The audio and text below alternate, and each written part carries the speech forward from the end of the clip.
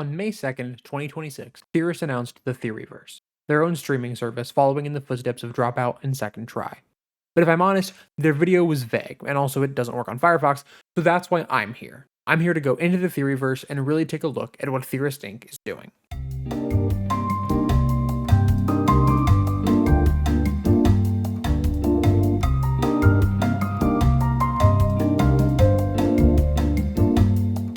So what is the TheoryVerse? Well, to put it in their own words, quote, a place where our global community can come together to overthink their favorite fandoms, food, and fashion in a whole new way.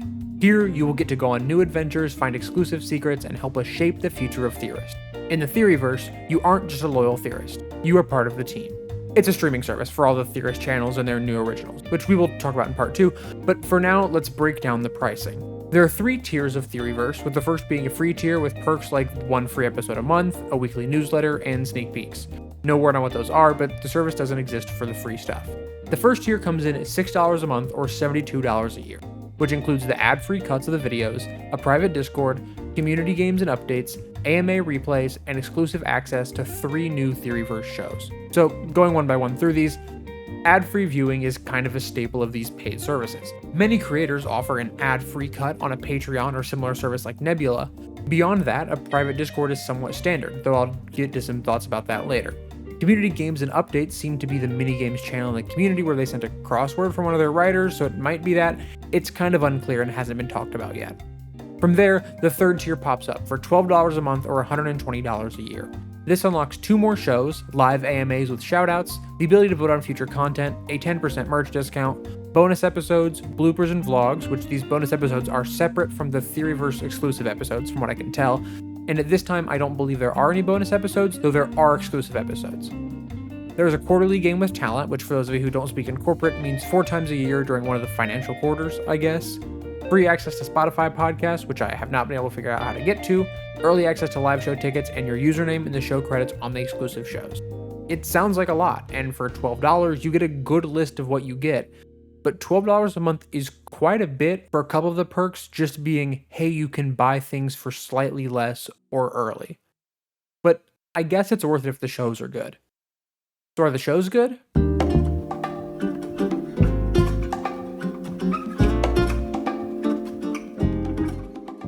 As of writing this, there's only 1 episode of every show out except for Dead Wrong, which there are 2 episodes out. And let's make something clear also. I'm not here to commentate on the state of the Theorist channels, if those videos are good or not. I fell off the main Theorist bandwagon a while ago, and now I don't really watch it much at all beyond some theories that I'm interested in.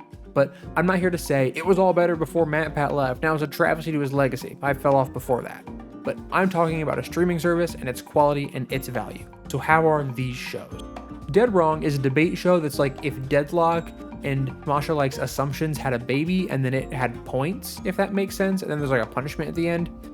I'm not gonna lie, I don't know how much footage of these shows I can show, especially considering a topic I'll breach later, but safe to say the episode was fine. It's a fun debate show and it comes out every other Monday. Just a Theory is the Theorist game show. They spin the wheel for trivia or challenges or the such. This is fun, but I can't lie, I feel like it's really going to be based on who the guests are, similar to a couple Dropout shows and Second Try shows.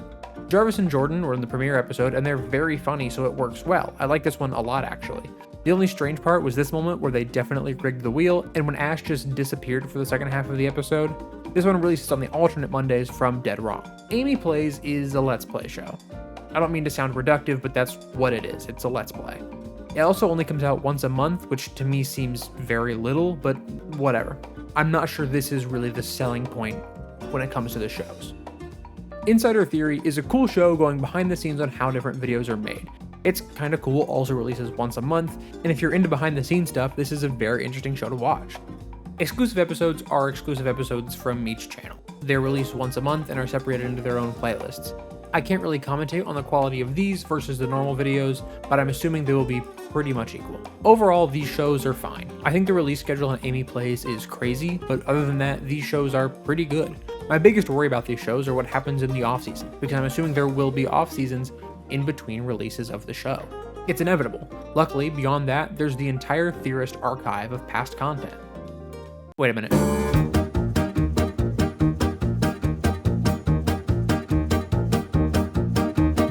Okay, so not every episode of the channels is on here. And I'm assuming it will be eventually, but right now, at the week of launch, there's a lot missing. 12 seasons of game theory, 7 seasons of film theory, 3 seasons of food theory, and most of GT Live is missing. And what is there of GT Live isn't entirely there. Okay, this is a niche complaint, but here, in the Doki Doki Literature Club playlist, there are 6 videos between 20 and 30 minutes of length. These are the highlights of the almost 2-hour full live streams. The full streams aren't on TheoryVerse, but they are available on the GT Live YouTube channel, in their Doki Doki Literature Club playlist, which contains 26 total videos. Granted, that is including both the full streams and the cut down versions. Mario Maker has 12 videos on TheoryVerse, when there are at least 37 Mario Maker videos on the channel. It's either a strange oversight or they just didn't think anyone would notice. I'm more leaning towards the fact that it's a strange oversight and it's similar to the lack of some of the early seasons of the other shows. I'm assuming the other seasons will get added and maybe have some in between recording this and editing this, but if you're advertising ad-free viewing across all channels, it should have every episode. And it's not like it's only new ones. There are some old ones here of GT Live and some new ones. It's strange and something that I expect will get fixed at some point here probably soon. I would guess the other seasons of the shows will get rolled out over time, but once again, it feels like they should be here at launch based on what you're advertising.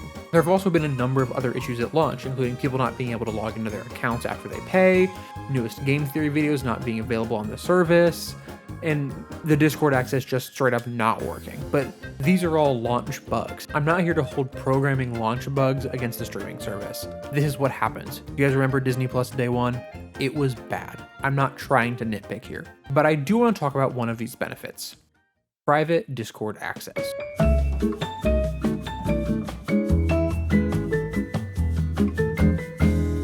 A quick history lesson. Did you know that Dropout used to have a fan Discord, an official Discord server for years? It shut down officially on May 26, 2024. Guess why? The short and public answer was, in their own words, twofold.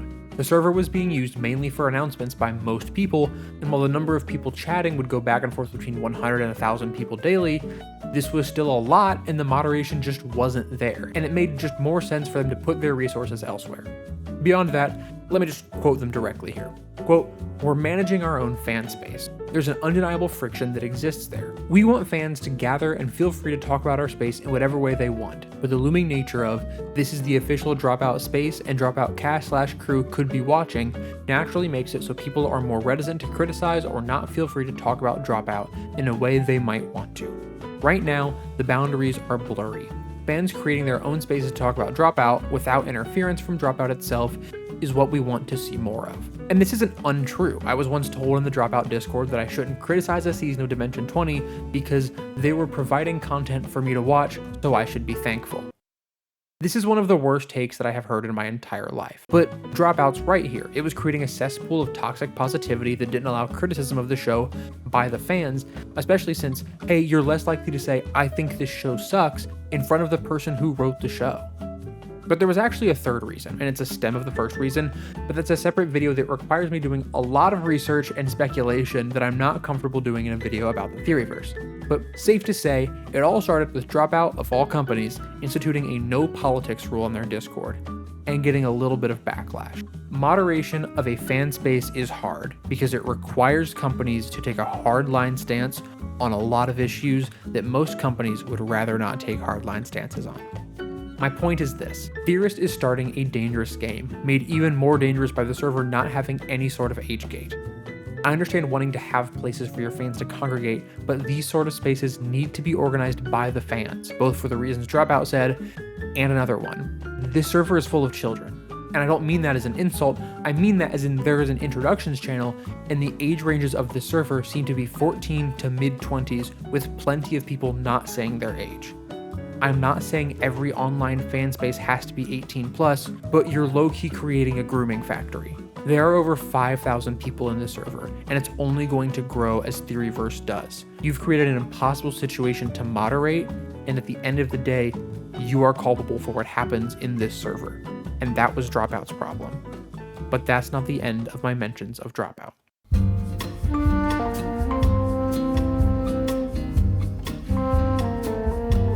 It's somewhat unfair to compare TheoryVerse, a streaming service that launched last week, as of writing this, with the established indie giant that is Dropout, and even with Second Try. But the comparisons are kind of inevitable. Currently, Dropout is $6.99 a month, or $69.99 per year after a price increase from $5.99 or $59.99 in 2025. Second Try is $4.99 or $50 a year. Even Nebula, which is probably closer to TheoryVerse than either of the other two, is $6 per month. So honestly, the $6 price tag for TheoryVerse is right there. It's pretty good for fans of the channels, if it came with everything in the $12 a month tier. I want to be fair to TheoryVerse. As you could probably assume from earlier, I've watched a lot of these videos and I watched GT Live religiously for years. So I want this to be good for the creatives and great for the fans. But $120 per year is a lot. I understand why this isn't a Patreon. In fact, my first criticism of every channel starting a streaming service instead of a Patreon is why? But to be honest, Second Try answers that pretty well. Quote, "But we needed a video app that could stream on any device. They don't support that, so we made our own." Which makes sense. But $12 is a lot even for a streaming service that contains 5 channels. I don't mean to be unfair. I'm subscribed to quite a few Patreons that offer, frankly, much less than TheoryVerse currently does. For example, I'm a member of the Studio Flimbo Patreon. I don't get 7 new videos a month, there's some VODs and there's some updates, but I believe in supporting indie animation and I think it's important, so I keep supporting them. Maybe that's what this is, a way to support Theorist as they try to prevent their editors and creatives from unionizing. So I've tried to be nice thus far, but let me be clear. For the last 6+ months, the workers at Theorist have been trying to unionize, and the parent company, Lunar has refused to recognize them. Now, back in November, quote, "A near unanimous supermajority of the creative and technical workers behind the scenes at the wildly successful YouTube channels of Theorist Media called on their employer Lunar to voluntarily recognize their union. What should have been an amazing start to advancing standards within the craft of online content creation, as well as solidifying a real partnership with the folks whose work built this company from the ground up, instead took a turn when management denied their workers' demand for recognition. Lunar has signaled that they could even exclude some workers from the group trying to organize, and has insisted on starting the process over again by going through a fraught government election. In short, the parent company of Theorist, Lunar is refusing to acknowledge the union being formed by the workers of Theorist. The workers are looking to, quote, change wages, working conditions, and their voice on the job, end quote, according to Daniel Zemke, a writer at Theorist, quoted by a Hollywood Reporter article, linked below. And they have coordinated support from the International Alliance of Theatrical Stage Employees and the Writers Guild of America West. These are people who create the videos you love and are now probably working twice as hard to get all of these new videos out on TheoryVerse. They deserve recognition, and until they are recognized, I can't recommend TheoryVerse or even really supporting the Theorist brand.